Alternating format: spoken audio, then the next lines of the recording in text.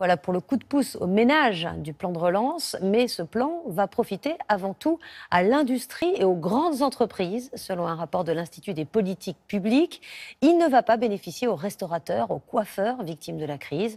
Ceux-là ont droit à des aides d'urgence, au chômage partiel, à un soutien à court terme. Christelle Méral, Barbara Six et Mélior Moama.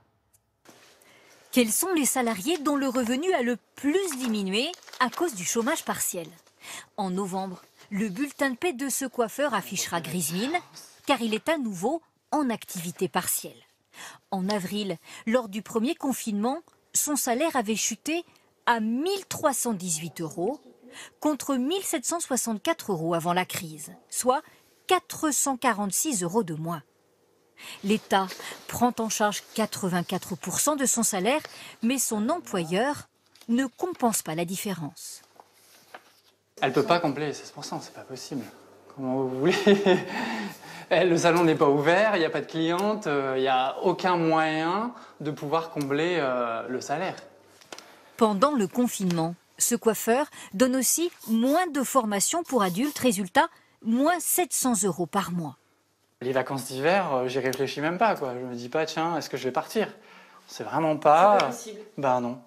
Les classes moyennes, celles qui perçoivent environ 1 700 € net par mois, sont les plus concernées par le chômage partiel, moins 0,4% de revenus. Les ménages les plus modestes sont moins touchés, moins 0,1%, car l'État compense le SMIC à 100% en cas d'activité partielle. Pour les plus aisés, baisse de revenus limitée. Beaucoup de cadres continuent leur activité en télétravail. En revanche, les jeunes et les contrats courts perdent plus facilement leur emploi. Là se trouve notamment pour les jeunes, nouveaux entrants sur le marché du travail, se pose quand même la question de l'effet à long terme de cette crise pour cette population. Environ 5 millions de personnes ont bénéficié du chômage partiel entre mars et juillet dernier. Rappelons qu'une grande partie du plan de relance français, 40 milliards sur 100, doit être financée par l'Europe. On retrouve notre correspondant à Bruxelles, Julien Gasparuto.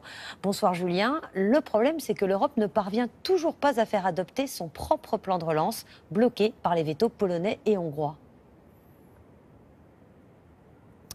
Oui, les deux pays coincent sur le fait de conditionner les subventions européennes au respect de l'état de droit, c'est-à-dire au respect des libertés fondamentales des citoyens, à l'indépendance de la presse ou de la justice par exemple. Et ça, eh bien, la Hongrie et la Pologne n'en veulent pas, car ce sont eux en fait qui sont visés à travers ces mesures. Et donc, eh bien, ils bloquent sur le budget de l'Union européenne et sur le plan de relance déjà en négociation depuis 4 mois. Au total, on parle quand même de plus de 1 800 milliards d'euros. Alors les Européens, eux, restent optimistes. Ils sont convaincus qu'ils parviendront à un accord. Certains font le pari que la Hongrie et la Pologne ont besoin de cet argent et que donc ils finiront par plier. D'autres évoquent des sanctions. Mais dans les couloirs des institutions, on se veut plus prudent. Le chemin pour parvenir à un accord reste étroit, reconnaît un diplomate. Merci Julien.